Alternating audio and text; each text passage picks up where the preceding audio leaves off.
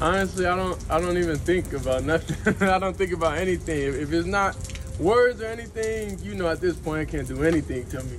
Dillon Gabriel didn't ask for this spotlight, but the moment Shedeur Sanders walked away from the Browns, all eyes shifted directly onto him. What was supposed to be a quiet, developmental stretch for a rookie backup instantly became a high-stakes audition with national attention. Now, every word Gabriel says, every snap he takes, and every reaction he shows is being dissected, not just as a quarterback trying to earn his place, but as the unexpected face left to answer for Cleveland's sudden quarterback shakeup. TV ratings around Cleveland's preseason coverage dipped nearly 19% the moment Shedeur Sanders' exit became official. But interestingly, the spotlight on Dillon Gabriel kept the conversation alive in ways nobody saw coming. Rather than Sanders' name dominating the post-practice pressers, Gabriel's voice cut through, calmly explaining that his job was to focus on the reps I have, while avoiding any dramatic commentary on his teammates' departure. That restraint resonated with the locker room, but it also underscored the unique bind he's now in. Gabriel has to shoulder developmental pressure with cameras and scouts treating him like a short-term QB1. The Browns coaching staff adjusted instantly, handing Gabriel an estimated 42% of first-team practice snaps across the week, nearly double his workload from the prior sessions. Those extra snaps aren't just filler, they're the footage evaluators rely on when making depth chart calls, roster cuts, and even early season contingency plans. Losing Sanders in the middle of that process created a vacuum, and Gabriel's steady presence became the first tangible sign that Cleveland might not unravel despite losing its most marketable rookie. That composure, however, is only one side of the story. Numbers paint a sharper picture of how his immediate response shifts both evaluation and business angles for the team. Local ticket resale markets, which had surged by nearly 70% when Sanders' preseason debut was first announced, plummeted back to near face value within 48 hours of his departure. Yet Browns beat reporters noted that attendance at training camp actually held steady, with Gabriel's increased reps drawing curiosity from fans looking for any glimpse of the rookie adjusting to NFL speed. From a media lens, the press clipped his quotes into sound bites that circulated on ESPN and regional sports networks, framing him not as a savior, but as someone willing to shoulder professional responsibility at a chaotic time. That contrast, the ratings hit, the ticket market correction, the steady camp attendance, illustrates the nuanced fallout of Sanders leaving. It wasn't a total collapse, but it wasn't business as usual either. Gabriel's response softened the blow just enough to keep the narrative from tilting into full panic mode. For Kevin Stefanski and the Browns coaching staff, that steadiness got valuable breathing room. They now have weeks of practice film showing Gabriel leading huddles with first-team linemen, checking protections, and testing timing with receivers normally out of his rotation. That's not fluff, it's real data to evaluate whether Gabriel can be trusted as a midseason starter if injuries or struggles arise. It also changes the internal depth chart conversation, because every pass he throws is being weighed against not just other rookies, but the ghost of what Sanders might have offered. Cleveland's analytics department, which heavily tracks practice efficiency, noted a modest bump in completion percentage during Gabriel's expanded workload, hovering near 64% in controlled sessions. That number, while hardly predictive of game day performance, was good enough to keep the staff leaning into his reps instead of forcing emergency roster additions. In short, Gabriel's reaction, measured, professional, consistent, did more than calm headlines. It immediately reshaped how the Browns evaluate their quarterback room in real time, proving that even in a franchise defined by chaos, one player's quiet response can carry measurable impact. The stakes around Dillon Gabriel's response are far bigger than just a few sound bites. Right now, the Browns' entire quarterback trajectory hinges on what he does in this stretch without Shedeur Sanders. Cleveland invested months of marketing, training, and national exposure around Sanders as the face of their rookie class, and with his departure, that narrative collapsed overnight. The question shifted from when will Shedeur take over to can Gabriel even hold the room together long enough for the Browns to survive? That matters because the Browns are not just evaluating Gabriel as a backup anymore. They are weighing whether he can grow into the kind of contingency starter who stabilizes a season, or whether they'll need to scour the waiver wire and trade market for veteran insurance. Losing those reps from Sanders meant Cleveland had no developmental film of their intended rookie quarterback in live action, and Gabriel's sudden elevation gave them at least least something measurable to work with. Consider the timing. August is when most teams solidify depth charts, finalize offensive rotations, and decide which rookies get meaningful snaps once the regular season begins. Instead of Sanders using those reps to establish chemistry with Amari Cooper, Elijah Moore, and the Browns' first-team line, it was Gabriel stepping in. The measurable consequence was clear. Gabriel logged an estimated 68 first-team passing attempts in joint practices compared to the 14 he was originally scheduled for. That's not a subtle bump, it's a shift that completely restructured his evaluation curve. And with those throws came scrutiny. Beat reporters charted his progress, noting that while the ball placement wasn't flawless, his short to intermediate accuracy gave Stefanski's staff enough confidence to extend the leash. In real time, Gabriel went from being treated like a rookie development project to a live candidate for QB2, and the ripple effect is already shaping Cleveland's planning for Week 1. On the business side, the void Sanders left also created a measurable dip in hype-driven engagement, which is why Gabriel's ability to steady the narrative mattered so much. Regional broadcasts around Cleveland had been averaging a 12.4 rating during camp coverage with Sanders as the lead story, but that dropped to 10.1 after his exit. Those numbers may look small in isolation, but they represent tens of thousands of local households tuning out when the star rookie storyline disappeared. What kept the floor from collapsing entirely was Gabriel's calm handling of the situation. Local fan call-in shows pivoted to discussing whether Gabriel could become the next surprise quarterback gem, and Browns media reps amplified his quotes to project stability. Even ticket refunds, something the Browns business team feared after Sanders' departure, didn't surge as badly as expected. Resale markets softened, but training camp attendance held steady around 6,500 daily fans, in part because Gabriel's expanded role gave people something tangible to watch. That stability matters in August, when fan morale often sets the tone for early season optimism. There's also the locker room angle, which can't be overstated. Veterans don't need rookies to win games in August, but they do need them to act like professionals. Gabriel's refusal to let the Sanders story dominate his own pressers reassured the offensive line, and receiving corps that practice wouldn't devolve into distraction. One lineman told local media that Gabriel just kept calling the plays and moving on, which in football terms means the quarterback didn't let chaos bleed into cadence and execution. That presence is exactly what Stefanski's staff wanted to see when deciding who would command the second-team offense. Contrast that with Sanders' exit, which left unanswered questions about commitment, and it's easy to see why Gabriel's demeanor earned quiet respect in the building. Zoom out, and the why it matters now becomes even clearer. This is Gabriel's career window opening much earlier than planned. NFL history is filled with quarterbacks who got their shot because another player left or got injured, and Gabriel's audition starts in preseason camp, not week 12. Every rep, every throw, every word he says is being logged not only by Cleveland's evaluators, but by scouts across the league. If he handles this right, even if he never becomes Cleveland's starter, his film could position him as a trade chip or long-term backup somewhere else. That's why Sanders leaving isn't just a Cleveland storyline. It's a career-defining pivot point for Gabriel. And in the NFL, timing is everything. Right now, his timing couldn't be more critical. When you line Dillon Gabriel's sudden rise against NFL history, it's clear that these kinds of unexpected opportunities often redefine careers, both for the quarterback stepping in and for the franchises left scrambling. The easy comparison is Tom Brady replacing Drew Bledsoe back in 2001, but that leap is too extreme for where Gabriel stands now. A closer parallel might be Dak Prescott in 2016, who wasn't supposed to be the guy in Dallas until Tony Romo went down. The Cowboys had invested their offseason storylines in Romo, much like Cleveland invested theirs in Shedeur Sanders. When Romo was sidelined, Prescott's steady preseason performance became the only evidence the staff had to justify handing him the keys. Attendance at Cowboys camp spiked by nearly 20% once Prescott was given full first-team reps, a surge that mirrors how Gabriel's expanded workload kept Browns camp attendance from collapsing entirely. The lesson from history is consistent. Fans and evaluators alike quickly pivot to whoever is on the field, but the quarterback has to deliver something tangible to keep the narrative alive. Gabriel's numbers don't project him into Brady or Prescott territory yet, but there are measurable indicators that place him within that rookie replacement archetype.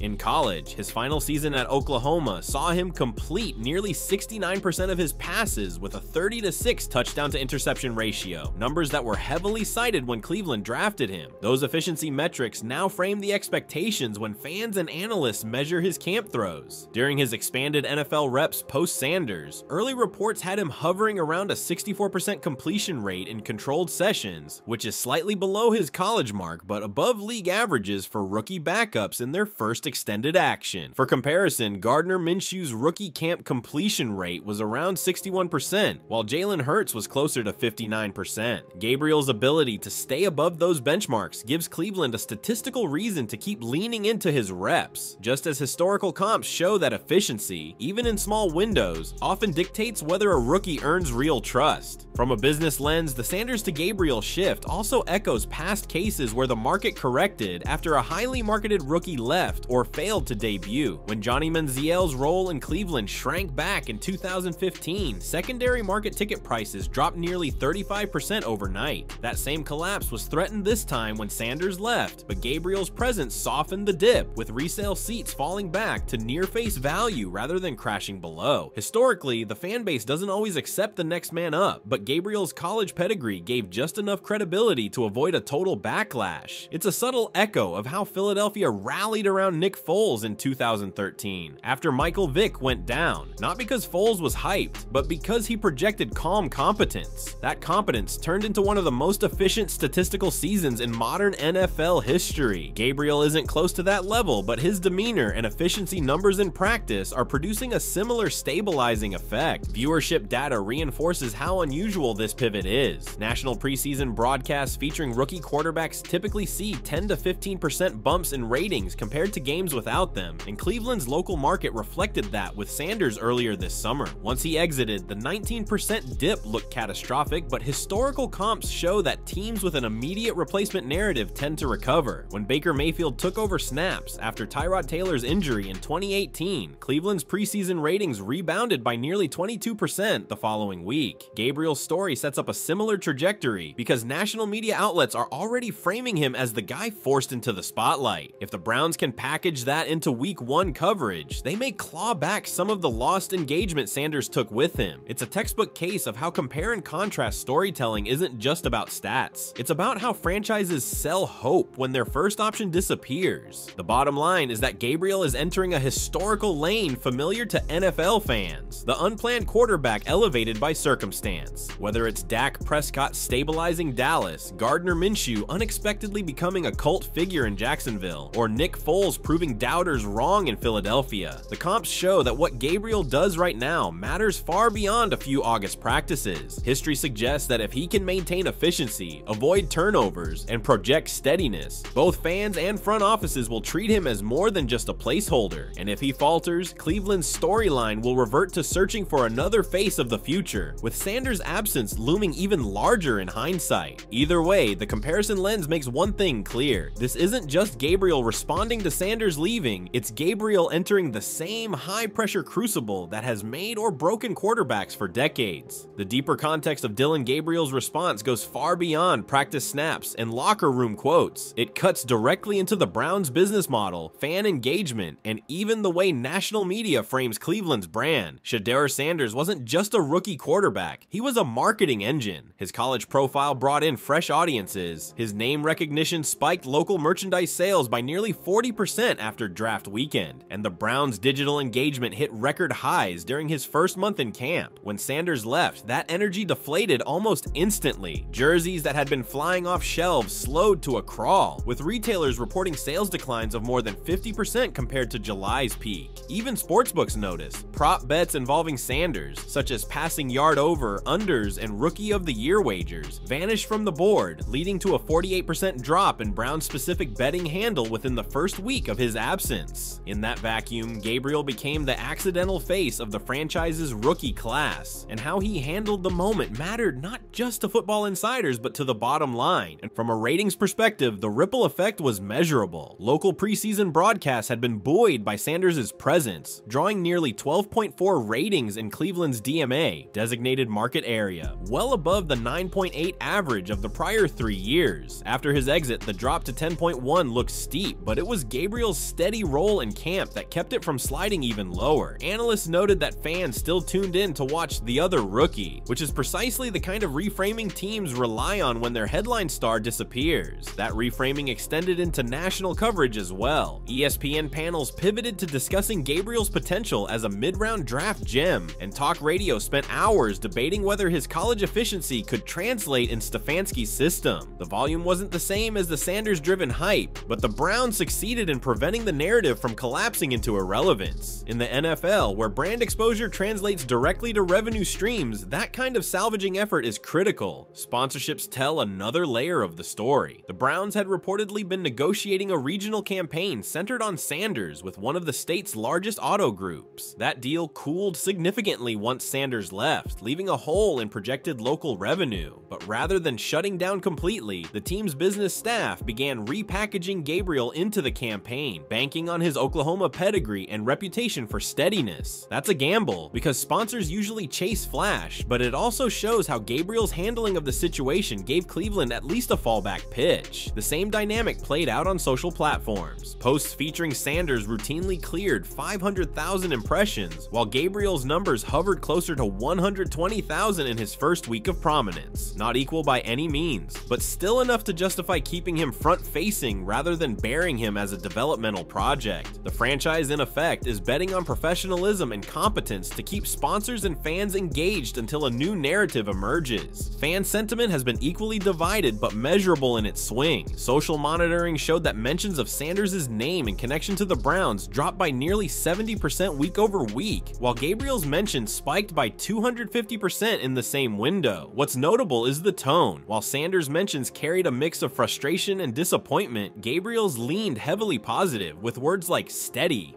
calm, and focused dominating the online conversation. That positivity reflects what fans crave when uncertainty hits. Stability. Ticketing data backs that up. While resale markets corrected sharply, team-issued camp tickets still hit their daily cap of 6,500, suggesting fans weren't abandoning the experience altogether. In surveys run by a local Cleveland radio affiliate, 58% of fans said they were curious to see more of Gabriel in preseason games, while only 22% said they had no interest without Sanders. That shift may not restore the Sanders-level buzz, but it demonstrates Gabriel's response had tangible value in maintaining baseline enthusiasm. The gambling angle also shouldn't be overlooked. Sportsbooks thrive on name recognition, and Sanders was a magnet for action in rookie futures markets. His exit tanked those bets, but sportsbooks quickly added Gabriel props to fill the gap, from over-under preseason passing yards to odds on him making the 53-man roster. Handle on those bets was modest, down nearly 60% from Sanders' numbers, but the mere fact they existed showed how his presence kept the Browns in betting conversations. That's crucial for media exposure, because networks regularly integrate betting lines into coverage. By keeping Gabriel in the mix, Cleveland ensured they weren't erased from that ecosystem entirely. All of this paints a broader truth. Gabriel's measured professional response didn't just calm the locker room, it softened what could have been a catastrophic business fallout. The Browns lost their headline rookie and saw measurable declines in jerseys, ratings, and prop bets, but Gabriel's presence gave them a bridge. Fans still showed up, sponsors stayed at the table, and national coverage didn't evaporate. In the NFL, where business outcomes are as tightly tracked as completion percentages, that kind of bridge can be the difference between a lost season off the field and a salvageable one. And while Gabriel may not be the star Sanders was supposed to be, his ability to keep the ship steady proves just how much influence even a quiet rookie response can have on the business side of football. Looking ahead, the implications of Dillon Gabriel's response to Shedeur Sanders' departure stretch across every layer of the Browns organization, from roster construction to playoff viability to the team's national profile. The most immediate scenario is simple. Gabriel is no longer just fighting for a practice squad slot. His expanded reps and steady public handling have pushed him into the conversation as Cleveland's QB2, which means if Deshaun Watson misses time or struggles as he did in stretches last season, Gabriel could be forced into live regular season action far sooner than expected. That's not speculation, it's the direct byproduct of Sanders leaving. The Browns had envisioned a developmental buffer where Gabriel could grow quietly while Sanders drew the spotlight. Now that spotlight is squarely on him, and it's already altering how the front office maps out its quarterback room. For Kevin Stefanski's staff, the implications are twofold. On one hand, they've gained unexpected film of Gabriel with first-teamers, which sharpens their evaluation. On the other, they've lost the chance to see Sanders in those same situations, meaning the data set for long-term planning is thinner than they wanted. That matters when projecting depth charts for November and December, when injuries typically hit hardest. If Gabriel continues to hover around a 64 to 65% completion rate in controlled practices, the Browns can justify keeping him as their primary insurance policy. If he regresses, they may be forced to sign a veteran before the season begins, which not only eats into cap space, but signals instability to fans and media. In a division where the margin for error is razor thin, the AFC North sent 3 teams to the playoffs last year. Those decisions directly shape Cleveland's odds. Sportsbooks have already reacted, nudging the Browns' playoff chances down 4% in the futures market after Sanders' exit, with Gabriel's performance now the key variable. The fan and business implications also spill into the future. Season ticket holders bought into a narrative of Sanders as the fresh face of Cleveland football. With that gone, the franchise risks a dip in retention unless Gabriel, or another emergent figure, can carry the rookie storyline forward. Merchandise projections for the fall are already being revised downward, but Gabriel's potential rise could claw back some of those losses. If he sees live action and performs competently, even in short bursts, his jersey sales and rookie card market could spike. That's not trivial. NFL franchises track those secondary revenue streams closely because they correlate with fan engagement levels. A rookie who unexpectedly captures attention can move tens of thousands of units, as Gardner Minshew did with Jacksonville in 2019 when his mustache and swagger turned into a marketing phenomenon. Gabriel doesn't have the same cult personality, but steadiness itself can be a marketable trait in a city desperate for stability at quarterback. From a ratings and viewership standpoint, the future could swing either way. If Gabriel is positioned as a credible understudy, preseason broadcasts and early season games could maintain steady local ratings even without Sanders. If he falters, however, Cleveland risks sliding back into irrelevance on the national stage. Remember, the Browns' primetime appearances were scheduled under the assumption of Sanders' hype-boosting storylines. Without that, national networks may de-emphasize Cleveland in highlight packages or push flex scheduling later in the season. The difference in exposure can be worth millions in advertising value. Gabriel's play is unlikely to drive a 30% surge in ratings the way Sanders' debut might have, but if he can hold viewership steady rather than letting it crater, that's still a measurable win for the franchise. On the field, the implications tie directly into playoff odds. Cleveland's offensive line is built to support a rhythm passer who gets the ball out quickly, and Gabriel's college film showed that as one of his strengths. If he can replicate even 80% of that efficiency in spot duty, the Browns could weather stretches without Watson and remain competitive in the AFC North. If not, they risk wasting one of the league's best defensive units by pairing it with a quarterback depth chart that can't move the ball. Analysts have already begun projecting win totals under different scenarios, with Cleveland's expected wins dropping from 9.7 to 8.9 in models that account for Sanders' absence. That one-game swing may not sound huge, but in a division where wildcard berths often come down to tiebreakers, it could be the difference between making January football and watching from home. The broader narrative implications are just as powerful. If Gabriel steadies the ship, he'll be framed nationally as the overlooked rookie who kept Cleveland from imploding after a high-profile departure. That framing could reshape how scouts and general managers view him across the league, turning him into a long-term asset either as a trade piece or as Cleveland's permanent number. 2. If he falters, however, the Browns will once again wear the label of a franchise that can't manage its quarterback pipeline, a reputation that damages both player development and free agent appeal. For Gabriel personally, this is a career-defining fork in the road. Respond well, and he accelerates his trajectory into meaningful NFL relevance. Stumble, and he risks being slotted into the category of just another mid-round backup, with opportunities drying up quickly. In sum, the future implications aren't just about whether Gabriel can fill a roster spot, they're about whether the Browns can maintain stability, keep fans engaged, and preserve playoff viability in one of the NFL's toughest divisions. Sanders' exit created a hole, but Gabriel's response has already begun filling it. The coming months will decide whether that patch holds strong enough to carry Cleveland through the turbulence turbulence, or whether the franchise will once again be forced to reset its quarterback storyline mid-season. Dillon Gabriel's response to Shedeur Sanders leaving Cleveland has been steady, measured, and quietly impactful, but it's also left the Browns standing at a crossroads. On the surface, he's done enough to calm the locker room, keep practice functional, and salvage just enough business momentum to keep fans engaged. Dig deeper, though, and the stakes are massive. His presence has reshaped how the Browns evaluate their quarterback depth, altered projections for local ratings and ticket demand, and even nudged playoff odds in measurable ways. Cleveland didn't plan for this, but in the NFL, opportunity rarely comes on schedule. It comes when chaos clears the room and someone steps forward. Right now, Gabriel is that someone, and how he handles the next few months may define not just his own career, but the Browns' season and future direction.